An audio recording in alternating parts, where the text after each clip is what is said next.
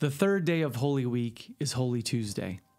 It's commonly believed that this was a day when Jesus returned to the temple and began teaching. It ultimately led to another encounter with religious leaders. It's clear that the events of the day before, Jesus cleansing the temple and then allowing the children to praise him as their Hosanna, did not sit well with the authorities. Luke 20 tells us a story. One day, as Jesus was teaching the people in the temple and preaching the gospel, the chief priests and the scribes with the elders came up to him. They said, "Tell us by what authority you do these things, or who gave you this authority?" And Jesus answered them, "I will ask you a question. Tell me, was the baptism of John from heaven or from man?" They discussed it with one another, and they said, "Well, if we say from heaven, he will say, 'Why did you not believe him?' But if we say from man, all the people will stone us to death because they're convinced that John was a prophet." So they answered Jesus and said they did not know where his authority came from. And Jesus said to them, "Neither will I tell you by what authority I do these things." This led Jesus to tell the people who were all sitting there a parable about wicked tenants. It's a fascinating story. A man plants a vineyard and leases it to tenants. When the time came for fruit to be harvested from the vineyard, the owner sends a servant to collect the fruit. But the tenants mistreat the servant, and they beat him and they send him away empty-handed. So the owner sends more servants. But he gets the same result. So the owner decides to send his beloved son. He says, "Surely these tenants will not mistreat my son. They may have beat my servants, but they won't mistreat my son." But when the son comes, the tenants talk amongst themselves, and they devise a plan to kill the son.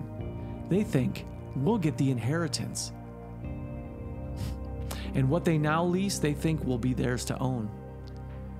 Jesus told this story because it leads him to quote Psalm 118. He says, "The stone that the builders rejected has become the cornerstone."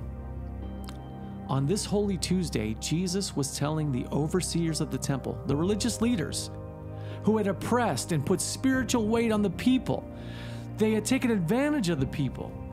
And now Jesus said God had sent his one and only beloved Son to make things right, but they were still blinded.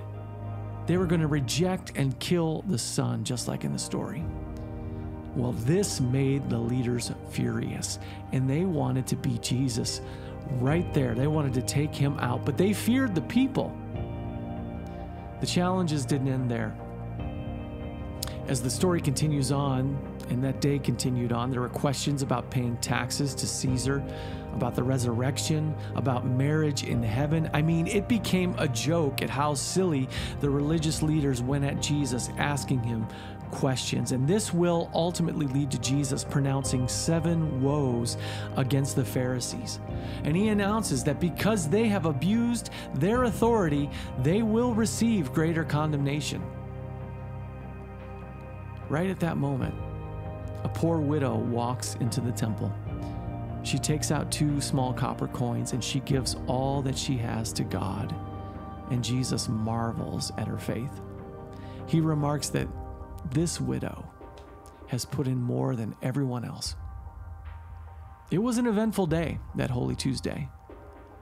And it would lead to Spy Wednesday, because it would be an event on that next day that would trigger one disciple to set the wheels in motion for betrayal. We're going to discuss that tomorrow.